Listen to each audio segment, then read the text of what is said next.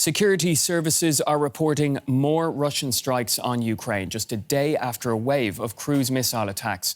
A dozen rockets have slammed into public buildings in the southern city of Zaporizhzhia.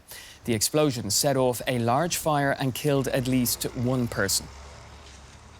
Well, leaders of the group of 7 countries are holding video talks on stepping support for Ukraine up, including rebuilding infrastructure. People in the capital, Kyiv, have already made a start. Just hours after the missile struck, Ukrainians got to work cleaning up, determined to send a signal to Russia. President Volodymyr Zelenskyy said the attacks had not demoralized Ukraine, in fact quite the opposite, and that rebuilding had already started. Another day of our defense, a difficult day. Restoration work is currently underway across the country. We will restore all objects that were damaged by the attack by Russian terrorists. It's only a matter of time. I tasked all structures of our state to ensure recovery as fast as possible. In some places, the attacks didn't have the effect Moscow desired. This footage shows Kyiv's mayor, Vitaly Klitschko, inspecting one of the capital's tourist attractions, a glass pedestrian bridge, damaged but still intact. A day earlier, just after 8 a.m., a Russian missile had slammed into the structure. Perhaps an attempt by Moscow to destroy a prestige project failed as the bridge remained standing. Security cameras showing just how close one morning commuter came to being caught up in the blast. Across the city, a giant crater created by another strike, just meters from a children's play area. Many were lucky to escape with their lives. Elsewhere, residents headed to bomb shelters. Among them, Olena, who recently fled to the capital from Kherson, hoping it will be safer.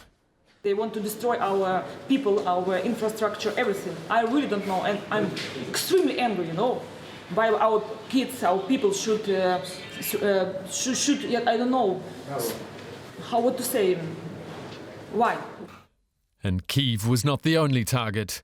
Russian rockets caused chaos and destruction in cities across the country, like here in Dnipro.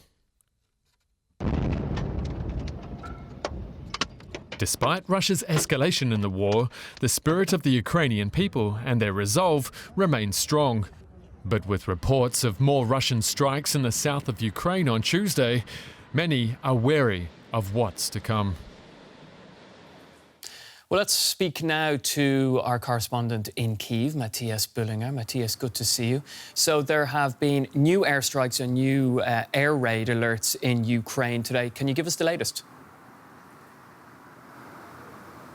Yes, especially the southern city of Zaporizhzhia has been hit, energy facilities there, and that's something that we've observed in the past few weeks, that Zaporizhzhia has been a prime target for Russian strikes, indiscriminate strikes on, for example, apartment blocks. That was just a few days ago, and other civilian objects. That might have to do with the closeness of Zaporizhzhia to the front line, because there are, of course, more options if you can use all kinds of shorter range missiles. But we've also seen, again, strikes on the west of the country. That's harder to reach, where you need to deploy more expensive and advanced missiles, mid-range missiles. That would be the cities of Lviv and Vinnytsia, where also energy facilities have been hit today. There have also been missiles fired on the capital, Kiev, but these were intercepted by the Ukrainian air defense. People here are still a bit tense now.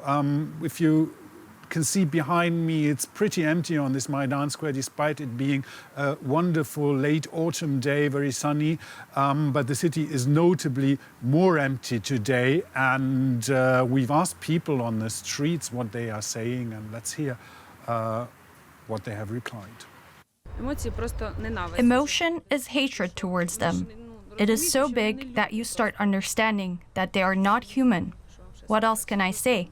I don't have feelings for them after seeing what they've done. This is despair. This is anger. This is hatred. This is because we see that there is no military infrastructure here. This is a playground. It's a place where I walk every morning and every evening.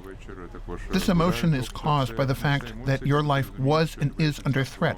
Not only our life, but the lives of all Ukrainians. They can't scare us, and there will be no mercy. We need to win for sure, and we will do it, no matter what.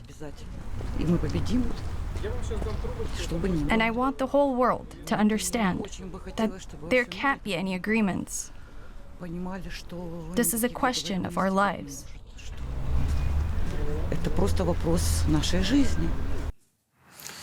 Well, certainly tough people there. Now, there have been accusations being directed at Russia. The Ukrainian foreign minister has said that Moscow is deliberately targeting energy facilities. Matthias, what more can you tell us on that topic? Yeah, while Russia presents this as a retaliation for the strike on the Crimean bridge, many people here think this is part of a bigger plan to destroy Ukrainian energy infrastructure before the beginning of winter. That's something that has been expected, and that also some people on Russian TV have been hinting at after the strikes, although one must say they're talking a lot on Russian TV and it might be very contradictory.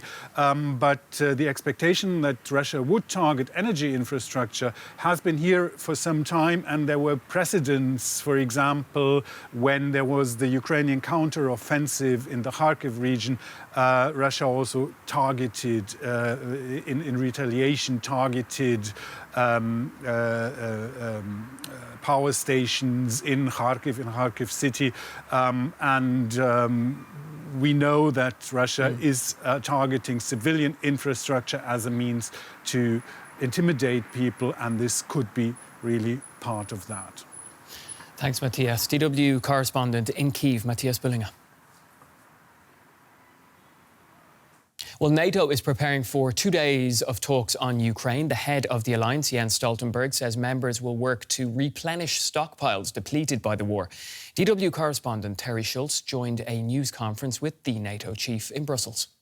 Mr. Secretary General, you said that you will be making decisions at this meeting about how to increase national stockpiles and keep your arsenals full while supplying more to Ukraine. But for example, with the air defense, the air-to-air missile system that Germany is sending, that was something that Germany was expecting to order for itself. Estonia has sent its entire shipment of javelins to Ukraine. So are you worried that while allies are supplying Ukraine with everything they can, they are leaving themselves unprotected at home? And what will be your deliverables out of this meeting that will change that in terms of manufacturing processes and streamlining this? Thank you.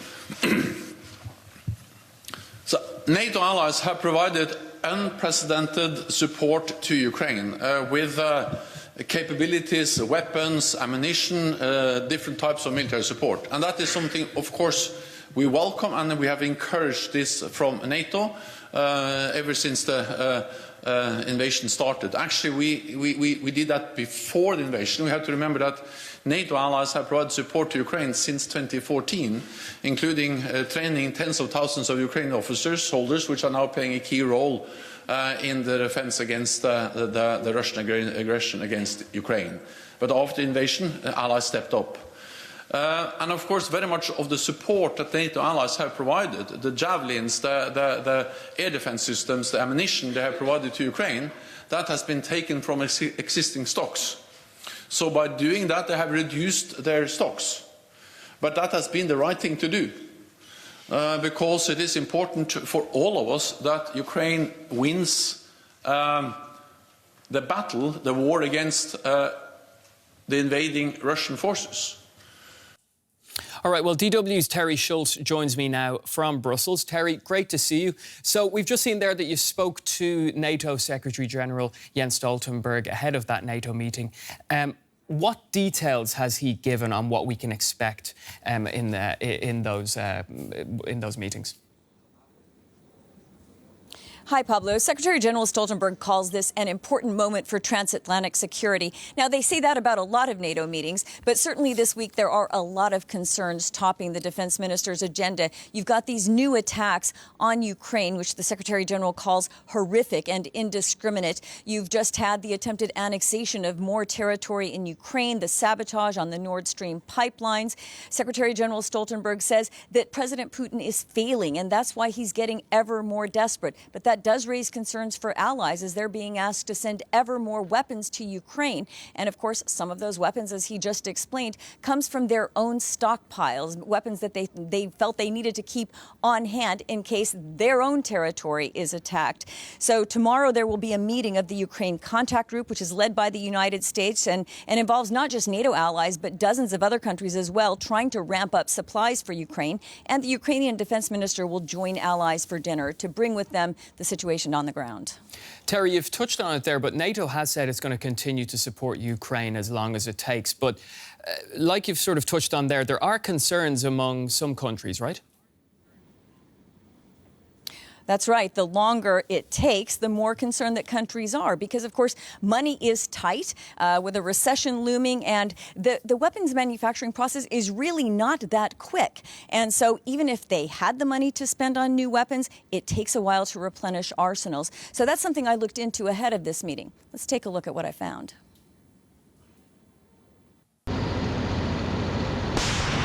Spend more, make more, send more. NATO allies are under pressure to continue supplying Ukraine with increasingly sophisticated weapons while maintaining their own stockpiles up to alliance standards. For Ukrainian President Volodymyr Zelenskyy, it's straightforward. Increase the supply of weapons and ammunition to defend against the Russian pressure. Increase the manufacture of weapons and ammunition in Europe to be always ready to defend our common space. But some allies are voicing concerns they can't keep this up. Money's getting tighter, and weapons manufacturing is a slow process. According to the American think tank, the Center for Strategic and International Studies, even the leading arms supplier, the United States, may be running low on key weapons. But NATO's head of defense investment says for most countries, the cupboards are not bare yet. Ultimately, I do believe that many allies can do somewhere between a little more and a lot more, but that has to come from a decision and also a very honest assessment of what's the state of their own stockpiles. Grant says NATO is helping allies become more comfortable with sharing their stockpiles with Ukraine by working on ways to speed up production, resupply, and interoperability so countries can share stocks. Such changes are essential, Grant says, to weather both the war in Ukraine and whatever the future holds. In the long run, we want to make sure that in an environment in which high-intensity warfare has made a dramatic comeback in the European security landscape, we are at the right level. Some allies aren't waiting for new solutions. Topping the list of donors to Ukraine as a percentage of their GDP, the Baltic states and Poland. They have been occupied by the Soviet Union. They have experience with what Russians do. Former Estonian President Toomas Ilves notes his country is spending more of its GDP on aid to Ukraine than some NATO allies spend on their own militaries. We bought a lot of javelins and we gave them all to Ukraine. And the idea is that every tank, every T-72 that gets knocked out by an Estonian javelin in Ukraine is one T-72 we don't have to knock out with our javelins at home.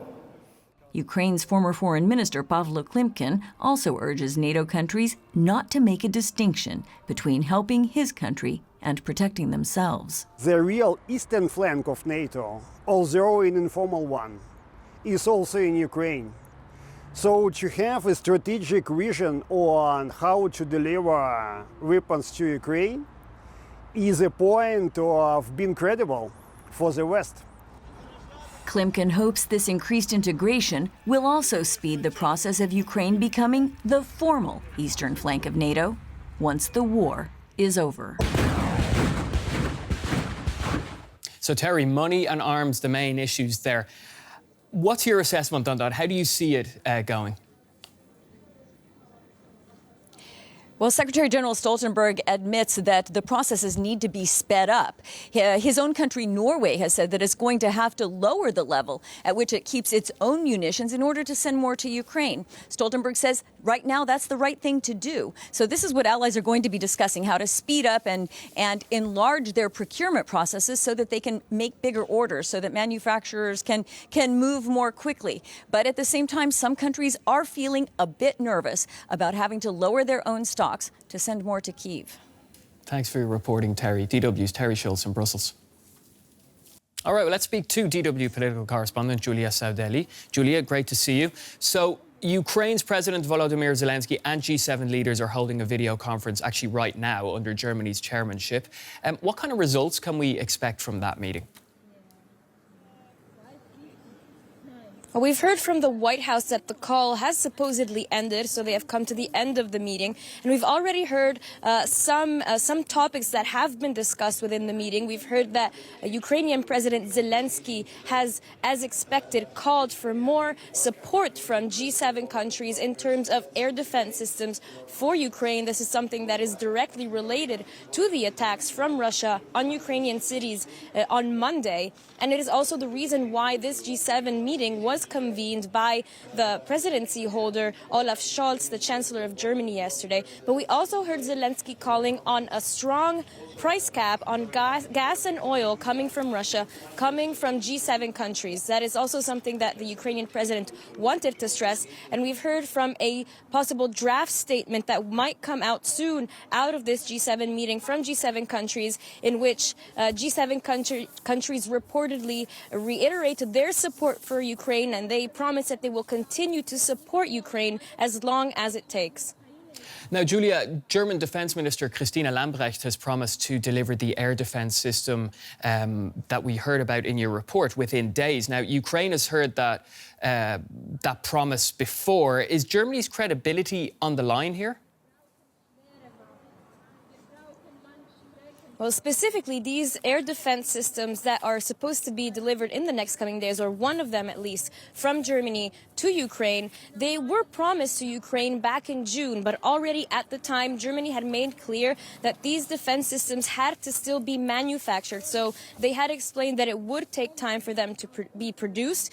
But Germany has indeed come under fire and criticism from its allies and from Ukraine itself for not supporting Ukraine enough, for not being outspoken enough, and in practice not delivering enough weapons for what Ukraine needs, in particular heavy weapons and West-produced weapons. Now, if we look at the data on weapon promises and deliveries, we see that also, for example, from the United States, Canada, the UK, the pledges are much bigger than what was actually delivered. But Germany, like its other partners, does stand under pressure, and it has to show that it is standing by Ukraine, especially at a time when Russia is upping its attacks. Thanks, Julia. DW correspondent Julia Saudeli reporting from the centre of Berlin.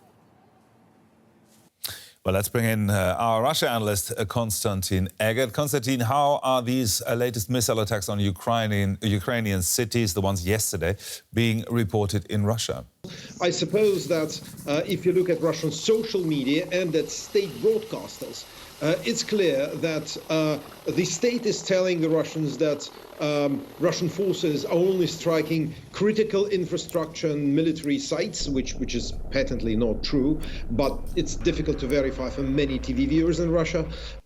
As for social media, there is a lot of really hatred, I would say, and gloating at the strikes against Ukraine. So there is part of Russian public opinion which actually not only supports the war, but supports it hysterically. The majority, as far as I understand, still tries to basically keep away from any observations and from any attempt to really understand what goes on. And that always, as was frequently in Russian history, means that lots of people instinctively understand what's going on, but do not want to bother themselves and do not want to ask themselves hard questions, not to hear unpleasant answers. Konstantin, these attacks now coincide with the appointment of a new commander of Russia's invading forces. With him in charge, should we expect more indiscriminate shelling, for example?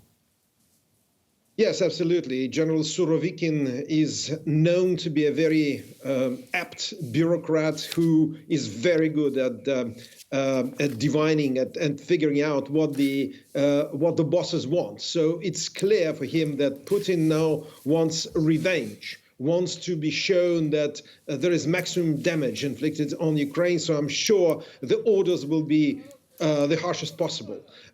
As for the future, well, look, I think that none of the Russian generals of the last 30 years has ever been engaged in a war like this. It was either Chechnya, which was essentially a guerrilla campaign against guerrillas, or it was Syria, where the Russian forces were essentially obliterating cities with missile and airstrikes. There was nothing serious on the ground.